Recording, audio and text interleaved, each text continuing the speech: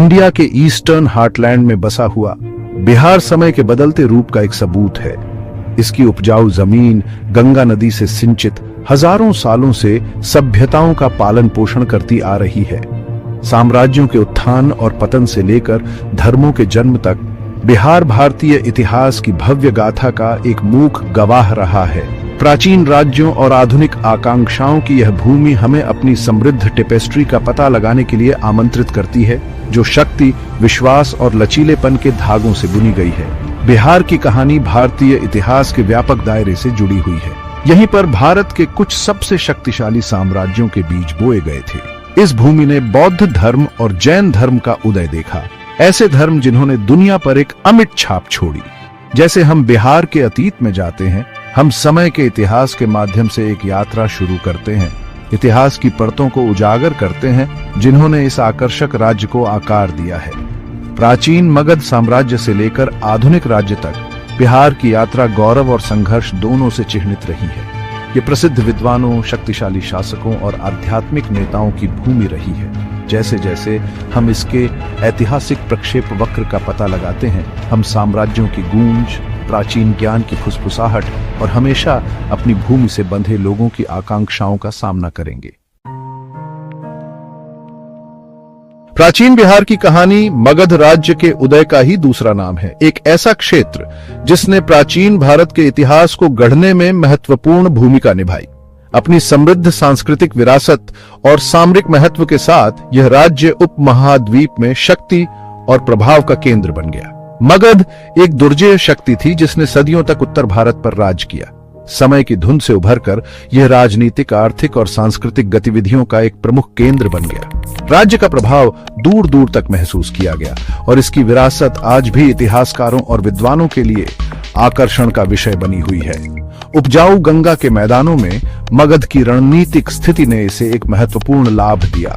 इस क्षेत्र के प्रचुर संसाधनों ने शासकों के सैन्य कौशल के साथ मिलकर मगध के उत्थान का मार्ग प्रशस्त किया। उपजाऊ भूमि ने भोजन की निरंतर आपूर्ति सुनिश्चित की, जिसने बढ़ती आबादी और एक मजबूत सेना का समर्थन किया। महत्वाकांक्षी शासकों के नेतृत्व में मगध ने सैन्य विजय और रणनीतिक गठबंधनों के संयोजन के माध्यम से अपने क्षेत्रों का विस्तार किया।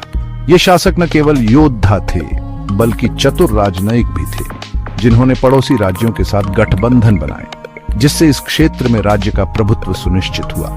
राज्य की बढ़ती शक्ति ने विद्वान पुरुषों और कुशल कारीगरों को आकर्षित किया, जिससे इसके सांस्कृतिक और बौद्धिक परिदृश्य को और समृद्ध किया गया। विद्वान, दार्शनिक और कलाकार मगध में आते रहे, जिससे यह शिक्षा और संस्कृति का केंद्र बन गया। प्रतिभा के इस प्रवाह से विज्ञान, साहित्य और कला सहित विभिन्न क्षेत्रों में महत्वपूर्ण प्रगति हुई। मगध का प्रभाव अपनी सीमाओं से बहुत आगे तक फैला, जिसने प्राचीन भारत के राजनीतिक और सांस्कृतिक परिदृश्य को आकार दिया। राज्य की राजनीतिक रणनीतियों और सांस्कृतिक योगदानों का उपमहाद्वीप पर स्थायी प्रभाव पड़ा, जिसने बाद की पीढ़ियों और पड़ोसी क्षेत्रों को प्रभावित किया। मगध पर शासन करने वाले सबसे महत्वपूर्ण राजवंशों में से एक मौर्य वंश था, जिसकी स्थापना 4वीं शताब्दी ईसा पूर्व में चंद्रगुप्त मौर्य ने की थी। चंद्रगुप्त के सत्ता में उदय ने भारतीय इतिहास में एक नए युग की शुरुआत की, जिसकी विशेषता अभूतपूर्व राजनीतिक एकीकरण और प्रशासनिक दक्षता थी। चंद्रगुप्त और उनके उत्तराधिकारियों, विशेष रूप से प्रसिद्ध अशोक के तहत मौर्य साम्राज्य अपने चरम पर पहुंच गया, जिसमें लगभग पूरा भारतीय उपमहाद्वीप शामिल था।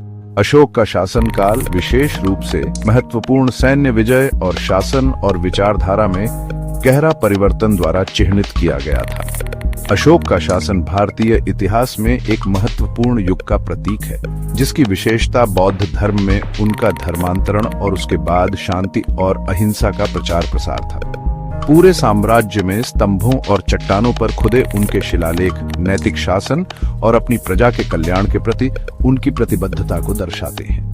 मौर्य साम्राज्य की विरासत अपनी राजनीतिक और क्षेत्रीय उपलब्धियों से कहीं आगे तक फैली हुई थी। इसने एक एकीकृत भारतीय राज्य की नींव रखी और प्रशासन, अर्थव्यवस्था और संस्कृति में मिसाल कायम की, जिसने बाद के साम्राज्यों और राज्यों को प्रभावित किया। इसने कला, वास्तुकला और साहित्य के उत्कर्ष को बढ़ावा दिया। जिससे भारतीय संस्कृति पर एक अमिट छाप छोड़ी गई। मौर्य काल की कलात्मक और साहित्यिक उपलब्धियों को उनकी नवीनता और सुंदरता के लिए आज भी मनाया और अध्ययन किया जाता है। बिहार में बिखरे हुए उनके भव्य महलों और स्तूपों के खंडहर साम्राज्य की भव्यता और क्षेत्र के इतिहास पर इसके स्थायी प्रभाव के मूक प्रमाण हैं। ये अवशेष अतीत की एक झलक पेश करते हैं, जिससे हम प्राचीन भारत के सबसे शक्तिशाली राज्यों में से एक की स्थापत्य और सांस्कृतिक उपलब्धियों की सराहना कर सकते हैं। मौर्य साम्राज्य के पतन के बाद बिहार में कई राजवंशों का उदय और पतन हुआ। हर एक ने क्षेत्र के सांस्कृतिक ताने बाने पर अपनी छाप छोड़ी। उदाहरण के लिए गुप्त साम्राज्य कला, विज्ञान और साहित्य का स्वर्ण युग लेकर आया, जबकि पाल साम्राज्य बौद्ध धर्म के संरक्षण और नालंदा विश्वविद्यालय जैसे प्रसिद्ध शिक्षण संस्थानों की स्थापना के लिए जाना जाता था। शासकों की इन क्रमिक लहरों ने सांस्कृतिक और ऐतिहासिक प्रभावों की एक समृद्ध टेपेस्ट्री में योगदान दिया, जिसने मध्ययुगीन काल के लिए मंच तैयार किया। मध्ययुगीन काल में नई शक्तियों का आगमन हुआ, क्योंकि यह क्षेत्र दिल्ली सल्तनत और बाद में मुगल साम्राज्य के अधीन आ गया।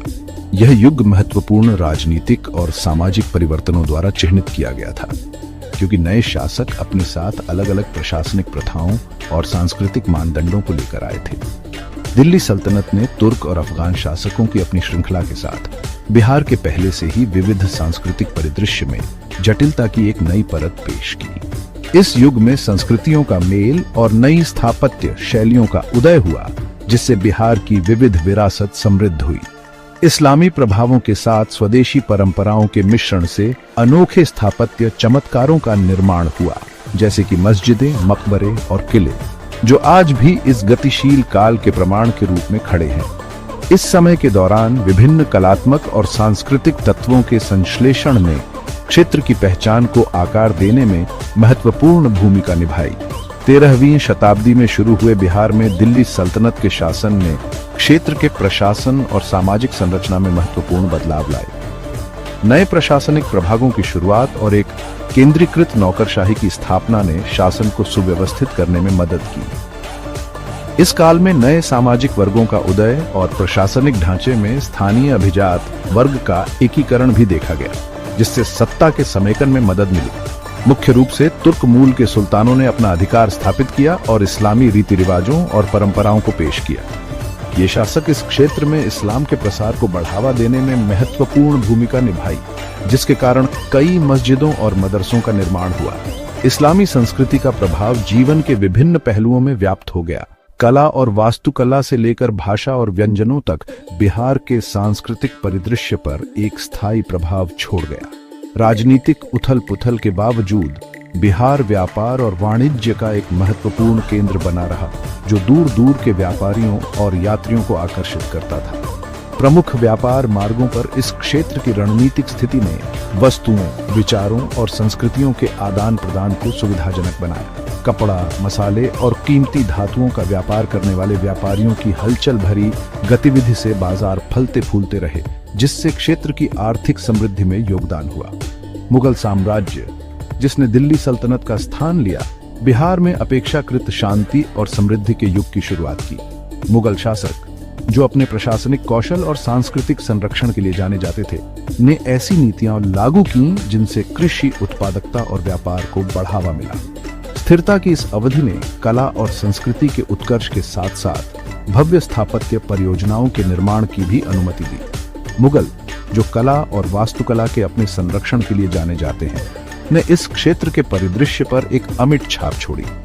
उन्होंने भव्य इमारतों, महलों, मस्जिदों और उद्यानों के निर्माण का काम शुरू किया, जिसने साम्राज्य के स्थापत्य कौशल और सौंदर्य संवेदनाओं को प्रदर्शित किया। जटिल डिजाइन और विस्तृत सजावट की विशेषता वाली ये संरचनाएं मुगल वास्तुकला के कुछ बेहतरीन उदाहरणों के रूप में मनाई जाती रहती हैं।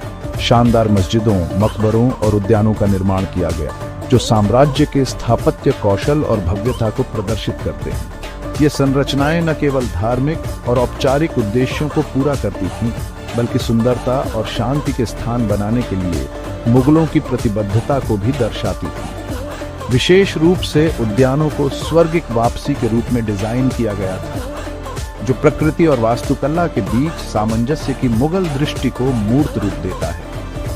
मुगलों के अधीन बिहार शिक्षा और संस्कृति के केंद्र के रूप में फला फूला, जिसने पूरे साम्राज्य के विद्वानों, कवियों और कलाकारों को आकर्षित किया। यह क्षेत्र बौद्धिक गतिविधि का केंद्र बन गया, जहां विद्वान दर्शन और धर्मशास्त्र से लेकर विज्ञान और साहित्य तक विभिन्न विषयों पर बहस और चर्चा में संलग्न थे। मुगल दरबार के संरक्षण ने कला और विज्ञान के विकास के लिए एक अनुकूल वातावरण प्रदान किया, जिससे इन क्षेत्रों में महत्वपूर्ण प्रगति हुई। मुगल काल में बिहार में सूफी इस्लाम का विकास भी देखा गया, एक रहस्यमय परंपरा जिसने प्रेम, सहिष्णुता और आध्यात्मिक ज्ञान पर जोर दिया। सूफी संतों और विद्वानों ने अपनी शिक्षाओं और प्रथाओं के माध्यम से इस्लाम के संदेश को फैलाने में महत्वपूर्ण भूमिका निभाई, जो स्थानीय आबादी के साथ प्रतिध्वनित हुई। सूफीवाद के समावेशी और समन्वयवादी स्वभाव ने सांस्कृतिक और धार्मिक विभाजनों को पाटने में मदद की, जिससे एकता और सद्भाव की भावना को बढ़ावा मिला। सूफी संतों और विद्वानों ने खानकाहों या आध्यात्मिक रिट्रीट की स्थापना की, जो सीखने और अंतरधार्मिक संवाद के केंद्र बन गए। ये खानकाहें ऐसी जगहों के रूप में काम करती थीं, जहां विभिन्न पृष्ठभूमि के लोग आध्यात्मिक मार्गदर्शन प्राप्त करने और बौद्धिक आदान प्रदान में संलग्न होने के लिए एक साथ आ सकते थे। सूफी शिक्षाओं में प्रेम, करुणा और समझ पर जोर देने से अधिक समावेशी और सहिष्णु समाज के विकास में योगदान मिला। सूफी प्रभाव ने बिहार के सांस्कृतिक और धार्मिक परिदृश्य पर एक स्थायी विरासत छोड़ी, एक समन्वयवादी परंपरा को बढ़ावा दिया, जो क्षेत्र के सामाजिक ताने बाने को आकार देती रहती है। विभिन्न धार्मिक और सांस्कृतिक प्रथाओं के मिश्रण ने एक अनूठा और सामंजस्यपूर्ण वातावरण बनाया, जहां विविधता का उत्सव मनाया जाता था और उसका सम्मान किया जाता था। इस समन्वयवादी परंपरा का इस क्षेत्र पर एक स्थायी प्रभाव पड़ा है, जो आज तक इसकी सांस्कृतिक अभिव्यक्तियों और सामाजिक संपर्क को प्रभावित करता है। 18वीं सदी ब्रिटिश ईस्ट इंडिया कंपनी के आने से बिहार के इतिहास में एक नया मोड़ लेकर आई। ये एक नए दौर की शुरुआत थी, जिसने इस क्षेत्र की किस्मत बदल दी। ब्रिटिश, जो शुरू में व्यापारी थे, जल्द ही शासक बन गए और उनका प्रभाव बिहार के जीवन के हर पहलू में फैल गया। शुरू में इस क्षेत्र के संसाधनों और महत्वपूर्ण जगह से आकर्षित होकर अंग्रेजों ने धीरे धीरे अपना नियंत्रण मजबूत किया और ब्रिटिश राज की स्थापना की। ईस्ट इंडिया कंपनी ने अपनी शक्तिशाली सेना और प्रशासन के साथ लगभग 2 शताब्दियों तक चलने वाले औपनिवेशिक शासन की नींव रखी। औपनिवेशिक काल ने बिहार की अर्थव्यवस्था, प्रशासन और सामाजिक ढांचे में गहरे बदलाव लाए, जिसका इस क्षेत्र पर स्थायी प्रभाव पड़ा। पारंपरिक उद्योगों में रुकावट आई और नई आर्थिक नीतियां लागू की गईं, जो अक्सर स्थानीय जरूरतों के बजाय ब्रिटिश हितों का समर्थन करती थीं।